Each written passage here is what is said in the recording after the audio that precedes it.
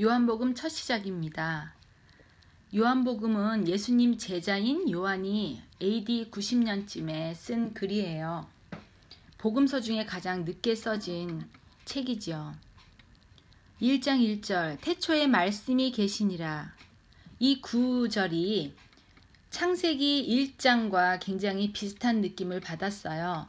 창세기 1장 1절에도 태초에 하나님이 천지를 창조하시니라 라고 기록되어 있잖아요.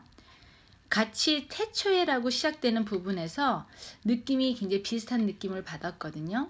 근데 아니나 다를까 창세기에 태초에 하나님만이 홀로 계셔서 이 땅을 창조하셨다고 했을 때 그 태초에 말씀이 계셨다라는 소리예요. 근데 마치 이 말씀을 인격체처럼 계셨다라는 표현으로 받고 있다는 부분이 흥미로웠어요. 이 말씀이 하나님과 함께 계셨으니 하나님만 계신 줄 알았는데 이 하나님과 이 말씀이 같이 계셨다라는 거예요. 이 말씀이 곧 하나님이시니라. 아, 그렇군요. 역시 말씀은 하나님이셨어요. 그런데 창세기 1장 1절에 그 하나님을 사실 히브리 말로 엘로힘이라고 기록되어 있어요. 이 엘로힘은 좀 표현해보자면 복수 형태의 신들이라는 말이에요. 어떻게 보면 그 엘로힘이라는 그 뜻의 그 뉘앙스는 심판의 하나님, 창조의 하나님, 좀 권위적인 느낌을 우리가 좀 가질 수 있는 그런 분의 뜻을 가지고 계신데요. 어쨌든 그 엘로힘은 한 분이 아니라 여러 신이 있음을 우리에게 알려주고 있죠. 그렇다면 이 말씀이 그 여러 신 중에 한 분이었다라는 것을 우리가 좀 어렴풋이 알 수 있을 거예요. 이 말씀은 헬라어로 쓰여져 있어요. 그래서 처음에 로고스라는 말로 사실은 써 있었죠. 그 로고스라는 것을 그들이 느끼는 뜻은 이 만물이 조화가 되고 질서를 유지시킬 수 있는 가장 근본적인 요소라고 생각을 하고 있다라는 거. 그리고 이것을 히브리 말로 얘기를 하면 다바르라고 표현이 될 수가 있어요. 2절 그가 태초에 하나님과 함께 계셨다. 그라는 말로 받지요. 영어로는 he라는 대문자로 받고 있어요. 그렇다면 말씀은 그냥 우리가 이야기하는 이 말씀의 말에 그치지 않고 어떤 누군가라는 것을 이야기해주고 있죠. 그 어떤 누군가가 하나님과 함께 계셨던 분이었다라는 것이죠. 3절 만물이 그로 말미암아 지은 바 되었으니 지은 것이 하나도 그가 없이는 된 것이 없느니라. 여러분은 이 만물이 어떤 것이라고 생각하는 건가요? 골로새서 1장 한번 펴볼까 봐요. 거기에 조금은 자세하게 설명이 돼 있거든요. 골로새서 1장 16절에 만물이 그에게 창조되되 하늘과 땅에서 보이는 모든 것들과 보이지 않는 것들과 혹은 보좌들이나 주관들이나 정사들이나 권세들이나 만물이 다 그로 말미암고 그를 위하여 창조되었고 또한 그가 만물보다 먼저 계시고 만물이 그 안에서 함께 섰느니라. 여기서 만물이라고 하는 것은 보이는 것 혹은 보이지 않는 것 또한 그리고 누군가의 권력, 권세 이 모든 것이 다 그로 말미암아 지어졌다라는 것입니다. 4절 그 안에 생명이 있었으니 이 생명은 사람들의 빛이다. 아직 그가 누구인지는 정확히 드러내고 있지는 않지만 그는 곧 생명이었다라는 거예요. 그 생명이 사람들에게는 빛처럼 다가왔다라는 소리지요. 5절 빛이 어두움에 비침에 어두움이 깨닫지 못하더라. 창세기에도 제가 왜 1장이 비슷하다는 느낌을 받았냐면 하나님이 처음에 창조하셨던 게 빛이었기 때문입니다. 2절 보면 땅이 혼돈하고 공허했고 흑암이 깊음 위에 있는 이 상황 속에서 하나님이 그 어둠과 같은 그 속을 빛을 비춤으로 환하게 비춰주셨다는 거예요. 그래서 어둠이 빛을 삼킨 것이 아니라 빛이 어두움을 비추었다라는 것에서 빛이 조금 더 주권을 가지고 있음을 우리가 알 수가 있는 것이죠.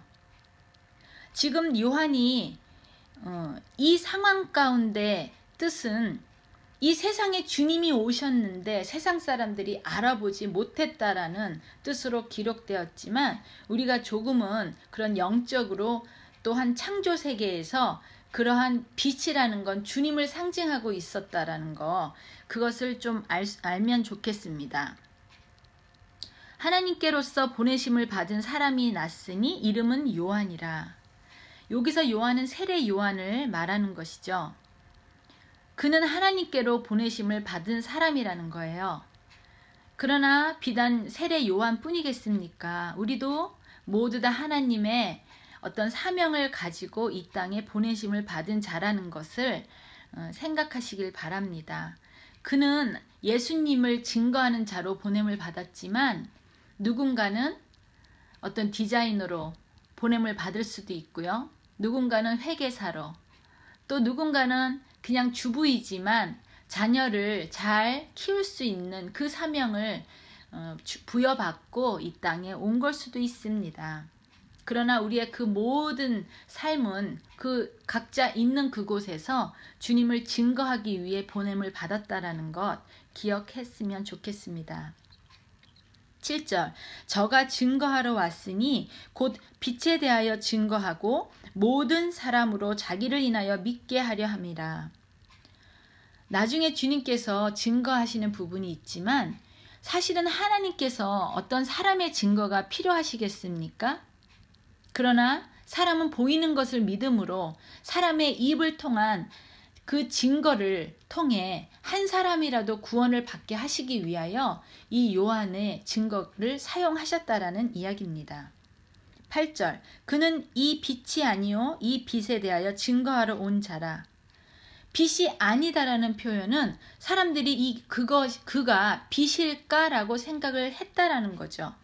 아니나 다를까 그는 어느 정도의 제자들을 이루고 있었다는 것을 보면 사람들이 혹시나 그가 그리스도가 아닐까라는 생각을 했었다라는 것입니다.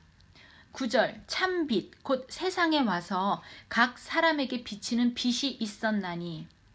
그런데 주님은 참빛이라는 거예요. 왜 참이란 말을 썼을까? 이 세상엔 정말 자기 자칭으로 빛이라고 하는 사람들이 그동안 너무나 많이 왔었고 지금도 왔고, 왜 그들은 자신이 빛이라고 하면서 그렇게 사람들을 현혹시켰을까? 그 속에는 정말 자칭 빛이라고 하는 루시퍼의 영이 있었기 때문인 것이죠. 그래서 이 세상의 많은 가짜 빛에 대비를 시키기 위해 주님은 참빛이라는 표현을 쓴 것입니다. 루시퍼라는 뜻은 원래 천사였기 때문에 루시엘이 루시퍼가 된 것이지만 그 루시퍼의 뜻을 우리가 이제 분석을 해보면 쉽게 말하자면 빛을 갖다 주는 사람입니다. 빛을 나르는 사람이죠. 그래서 어찌 보면 광명한 천사인 듯 우리에게 다가온다는 거예요. 달콤하고 정말 현혹될 만한 것의 모습으로 온다라는 것입니다. 10절, 그가 세상에 계셨으며 세상은 그로 말미암아 지은 바 되었으되 세상이 그를 알지 못하였고. 그는 이미 세상에 계셨다라는 거예요. 창조 순간부터 한 번도 우리를 떠나지 아니하시고 이 세상에 계셨다라는 이야기예요. 그 표현을 다른 말로 임마누엘이거든요. 주님은 언제나 임마누엘 하시길 원하시며 또 직접 우리와 함께 임마누엘 하시기 위해 주님이 사람의 몸으로 이 땅에 오신 것이죠.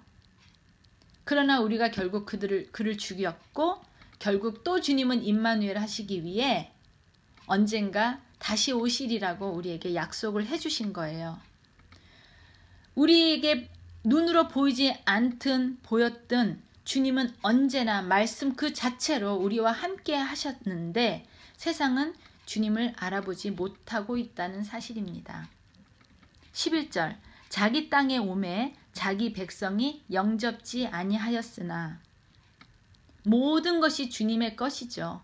이 세상의 모든 것은 주님의 땅이고 주님의 백성이고 주님의 것임에도 더더욱인다나 이스라엘 땅, 그 거룩한 땅은 정말 주님의 백성, 주님의 땅 아니겠습니까? 그런데도 불구하고 그의 백성은 영접지 아니했다라는 거예요. 그러나 그것의 속내를 잘 들여다보면 사실 주님의 귀한 섭리와 경륜이 사실은 있습니다. 그것은 이방인을 구원하시기 위한 주님의 섭리라는 것이지요. 왜? 유대인들이 주님을 주님으로 바라보지 못했기 때문에 그 복음이 우리에게 전달될 수 있었고, 그래서 결국은 주님이 오시기 전에 그 유대인과 이방인이 하나로 연합되는 그 한 세 사람을 결국 이루어 나갈 수 있는 길이 생기기 때문입니다. 12절 영접하는 자 곧 그 이름을 믿는 자에게는 하나님의 자녀가 되는 권세를 주셨으니, 이것은 정말로 획기적인 구원의 메시지인 것이 그들은 여지껏 이스라엘 혈통으로만 자신이 뭔가 선민으로서 그렇게 구원을 받는다고 생각을 했었지만 주님은 처음부터 주님을 영접하는 자를 주님의 자녀로 삼으셨다라는 사실입니다.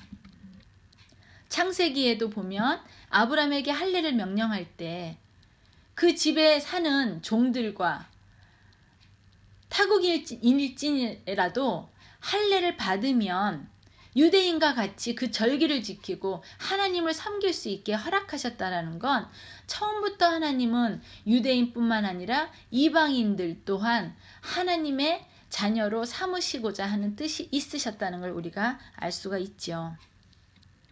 13절 이는 혈통으로나 육적으로나 사람의 뜻으로 나지 아니하고 오직 하나님께로서 난 자들이니라.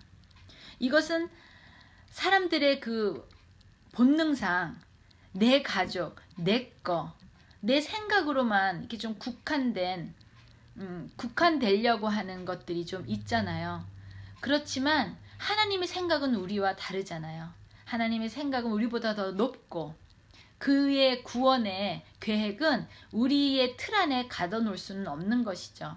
오직 하나님의 뜻대로 난 자에게 이 권세를 주신다는 이야기입니다. 아마 우리가 천국에 가면 쟤도 왔네 하는 사람들도 많이 있을 것입니다. 14절 말씀이 육신이 되어 우리 가운데 거하심에 우리가 그 영광을 보니 아버지의 독생자의 영광이요 은혜와 진리가 충만하더라. 주님은 결국 임마누엘 하시기 위해 사람의 몸을 입어 우리 가운데로 오셨지요. 유일하게 오신 분이시기에 그의 이름은 독생자 예수가 되는 것입니다. 근데 그 독생자의 예수를 가만 보니 하나님의 영광이 보이더라는 것입니다. 그리고 그 은혜와 진리가 충만하다는 것이죠. 우리 사람의 표현으로 더 이상 그 충만함을 표현할 길 없어 이 정도밖에 표현을 할 수가 없었지만 우리 예배소서를 보면은 그 하나님의 충만하심을 많이 표현해주고 있어요.